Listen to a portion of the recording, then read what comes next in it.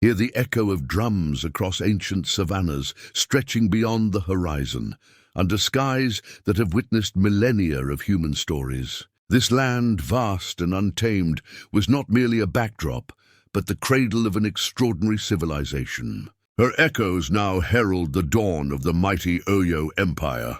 This is the beginning of the captivating story of its incredible rise to power, a narrative interwoven with the lives of the legendary leaders whose vision and strength not only shaped its destiny, but laid the very bedrock of its grandeur.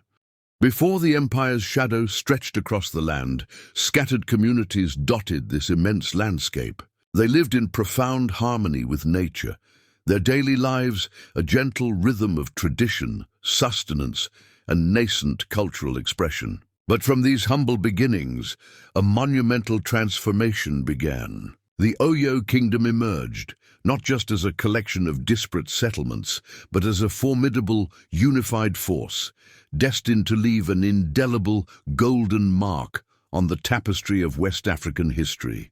At its very heart were visionary leaders, men of unparalleled foresight, unwavering courage, and strategic brilliance. We speak of the legendary Oranmiyan, a figure whose very name resonates with innovation. His strategic genius laid the essential groundwork for expansion, masterfully transforming fragmented groups into a cohesive kingdom through both astute diplomacy and decisive action. His signature achievement was the establishment of Oyo Ile as the first capital, giving the fledgling empire a centralized heart. And then there was Ajaka, a ruler who, following in his father's illustrious footsteps, meticulously solidified its early foundations. Ajaka focused on internal strength, establishing robust administrative structures and fostering an economic prosperity that would sustain generations. His enduring legacy includes formalizing the Oyo Mesi, the powerful council of chiefs, which served as a crucial advisory body and a check on royal power. But the lineage of greatness didn't end there. The powerful Sango, a figure of myth and might, ascended the throne, consolidating royal authority with an iron will and expanding the empire's influence through his formidable presence, becoming synonymous with the very thunder and justice of Oyo. Sango's monumental achievement was the significant expansion of Oyo's territory, bringing numerous client states under its dominion, thus securing its regional supremacy. Under their astute guidance, crucial alliances were not just formed, but deeply cemented with neighboring peoples, fortifying their position and expanding their sphere of influence without constant conflict. Early military campaigns were not merely acts of conquest, but rather strategic moves, carefully calculated to secure vital territories and resources, ensuring the kingdom's continuous growth and inviolable security. Their combined leadership ushered in an era of rapidly expanding influence and vibrant nascent trade routes, intricately weaving the burgeoning empire into the very fabric of the regional economy and culture. The enduring cultural and economic foundations of Oyo were not simply inherited, they were meticulously built and nurtured by these heroes. Magnificent architecture, reflecting a deep understanding of communal living and defensive necessities, coupled with remarkably efficient and thoughtful city planning, became the distinguishing hallmarks of their ingenuity, creating spaces where citizens could truly thrive in safety and comfort. Daily life flourished under their stable and progressive rule. Bustling communal farms fed a growing populace, while skilled craftsmanship produced exquisite goods, intricate pottery, vibrant textiles, advanced metalwork that were prized and sought after across vast lands. The vibrant markets, far from being mere places of commerce, became bustling hubs, teeming with people from different regions, exchanging not just goods, but stories, ideas, and cultural traditions, depicting the dynamic economic vitality and the rich cultural melting pot of the empire. This was truly the glorious dawn of a powerful West African civilization, strong, prosperous, and deeply rooted in its traditions, a profound and enduring legacy meticulously forged by its legendary founders, whose names and deeds still resonate through time, echoing across the savannah and inspiring awe. From the foundational brilliance of Varanmian, Ajaka, and the unifying force of Sango, the Oyo Empire ascended. We now journey to the age of its unparalleled apex, a true golden era where power, governance, and culture converged to create one of West Africa's most formidable civilizations. The seeds of greatness sown by its founders blossomed into a magnificent realm, characterized by a sophisticated state and flourishing prosperity, a testament to enduring vision and collective strength. At the heart of this colossal empire lay a finely tuned structure of power, a marvel of ancient political engineering. The Alaafin, the supreme ruler, held immense spiritual and political authority, a sacred link to the ancestors, yet his power was masterfully balanced by the formidable Oyo Mesi, a council of 7 powerful chiefs. Led by the astute Bashoran, the Oyo Mesi served as a vital check on royal power, capable even of demanding the Alaafin's abdication. This intricate system ensured stability, prevented tyranny, and fostered accountability, a testament to the empire's advanced political thought and understanding of governance. The true might of Oyo, however, was often displayed on the battlefield, where its legendary cavalry reigned supreme. An unstoppable force of highly skilled warriors on horseback, these swift and disciplined horsemen were the backbone of its military. Their tactical formations, speed and courage allowed them to dominate the vast savannas, enabling rapid territorial expansion and securing crucial trade routes, firmly establishing Oyo as the undisputed hegemon of the region. Through a masterful blend of strategic diplomacy, carefully forged alliances, and undeniable military prowess, the empire's borders stretched far and wide, absorbing diverse cultures and resources, creating a truly vast dominion. This era was not just about power and expansion. It was a zenith of culture and economy, deeply interwoven with the vibrant social fabric of its people. Oyo became a bustling hub of trans-Saharan trade, its markets alive with merchants exchanging gleaming gold, precious kola nuts, and captives for coveted salt, intricately woven cloth, and powerful horses, connecting it to distant lands and shaping regional commerce. Its markets pulsed with life, a kaleidoscope of goods, peoples, and languages, reflecting its central role in West African trade. Culturally, the empire flourished, producing magnificent art, intricate bronze sculptures, detailed wood carvings that told stories, and richly woven textiles that showcased the unparalleled genius and creativity of its artisans. But beyond the markets and artistic creations, the very heart of Oyo beat rhythmically in its legendary festivals and its rich, interconnected social life. Among these, the Segungun festival stood paramount, a profound spiritual event where the veil between worlds thinned.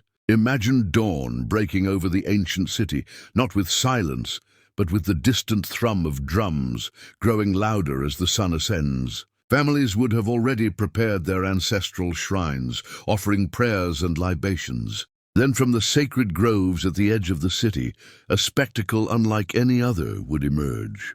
Countless vibrant masquerades, the Egungun, adorned in layers of richly colored cloth, intricate cowrie shell headpieces, and flowing sashes, would stream into the decorated streets. Each Egungun was a unique embodiment of an ancestral spirit, its movements energetic, mystical, and purposeful.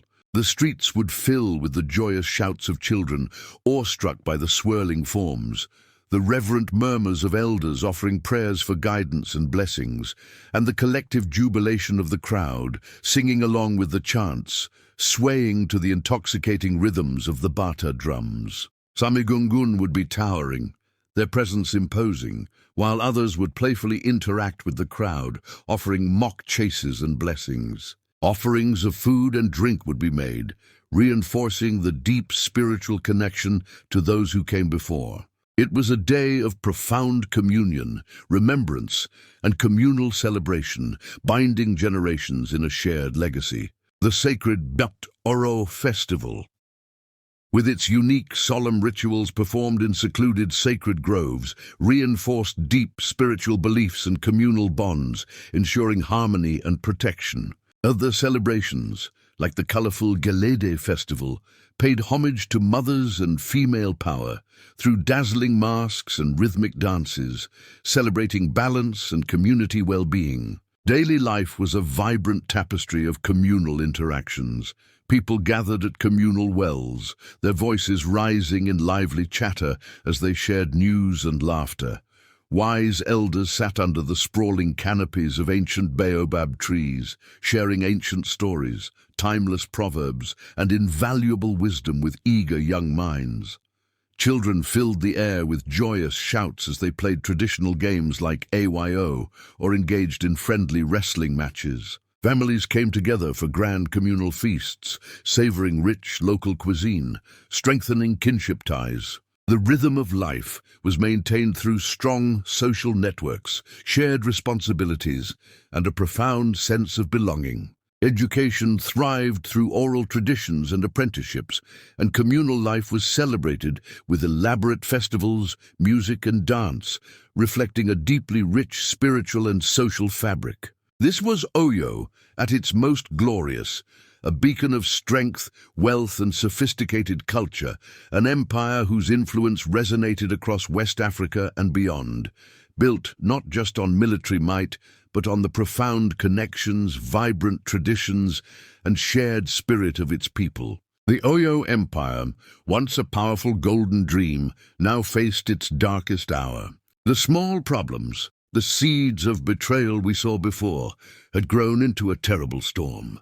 The struggle for power between the Alaafin, the king, and the Bashorun, his chief, tore the empire apart from the inside. Instead of fighting outside enemies, Oyo's own soldiers fought each other in bitter civil wars. Brother fought brother, neighbor fought neighbor, and the great army that once protected everyone was now divided and weak. The Bashorun, driven by his ambition, became too strong. He could even force Alaafins off their throne, which happened many times. Each time a king was removed, the empire became weaker and more unstable. Leaders spent their time fighting each other instead of taking care of the people. The people suffered greatly. Markets, once full of life and trade, became empty. Food became scarce and many faced hardship. The beautiful cities and strong foundations of the empire began to crumble, not from a single blow, but from countless small cuts from within. The spirit of unity that had built Oyo was now broken, replaced by distrust and fear. As Oyo weakened from its internal battles, its enemies saw their chance. From the north, the powerful Fulani warriors, driven by their faith, began to push into Oyo lands. Their armies were strong and determined, and Oyo's divided forces could not stop them. From the south, the kingdom of Dahomey, a long-time rival, also attacked. Dahomey was known for its fierce warriors, including their famous female soldiers, who raided Oyo's territories, taking people and resources. They especially targeted Oyo's valuable trade routes, cutting off the empire's wealth and food supply. The once mighty Oyo army, once feared across West Africa, was now too busy fighting itself to protect its borders. Fortresses that had stood for centuries fell one by one, signaling the painful loss of control. Finally, the unthinkable happened.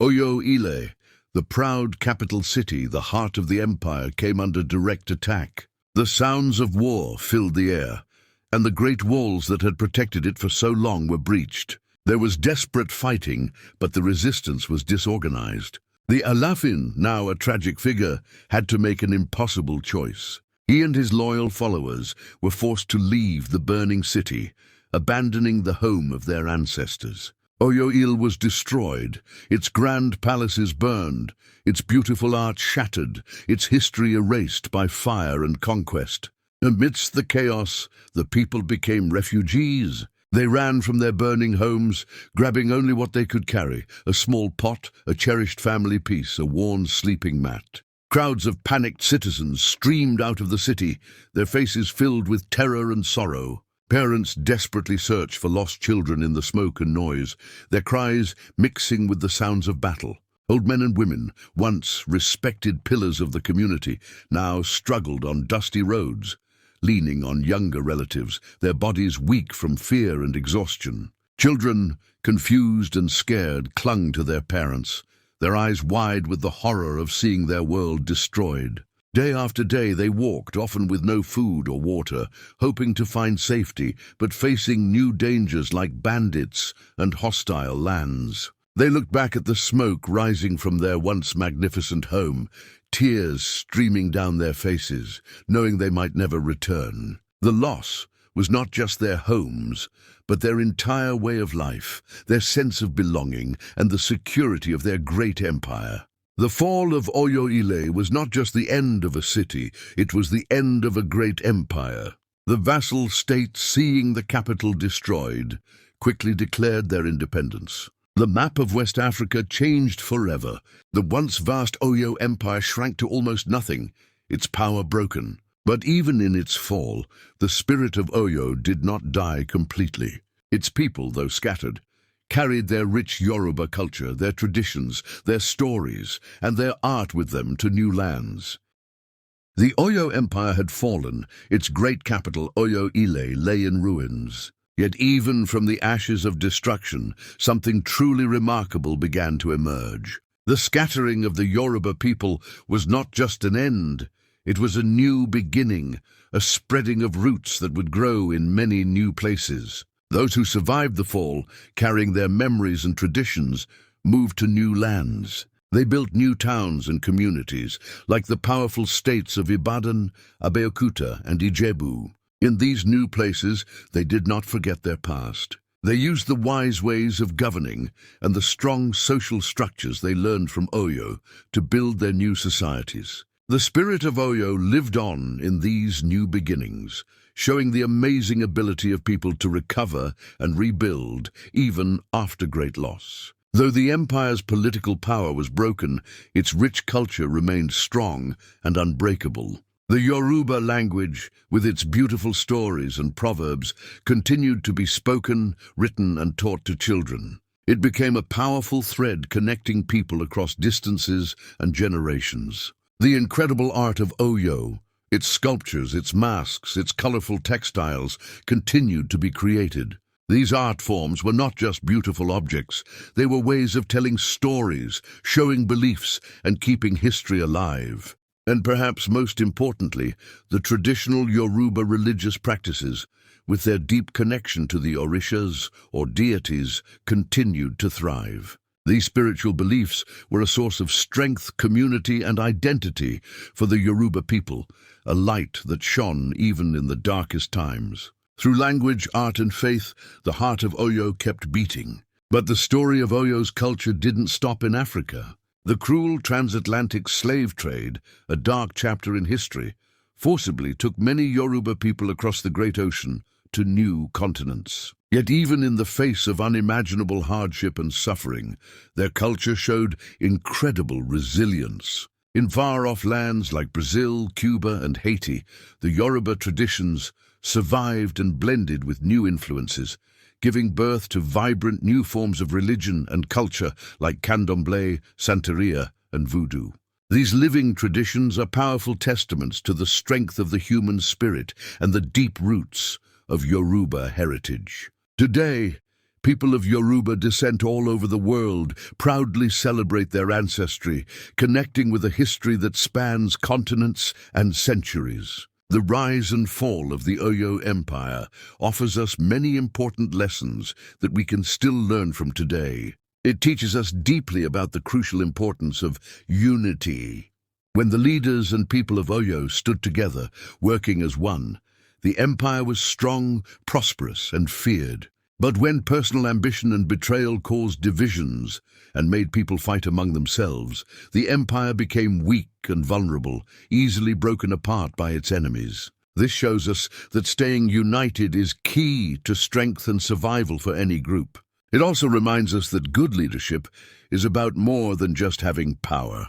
It means serving the people, listening to their needs, and making fair decisions that benefit everyone, not just a few. When leaders focused on the common good, Oyo thrived.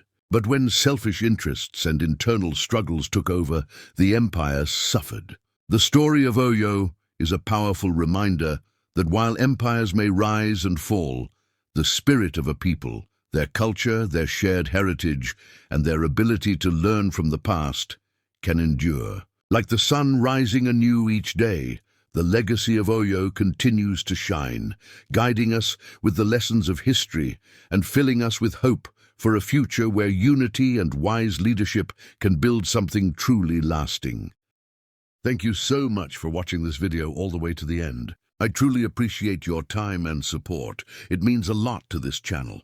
If you enjoyed this content or found it helpful, please don't forget to give it a like. And if you haven't subscribed yet, kindly hit the subscribe button and turn on the notification bell so you don't miss any future videos. Also, I'd love to hear your thoughts, so please leave a comment below. Your support helps this channel grow and motivates me to create even better content for you. Thanks once again, and I'll see you in the next video.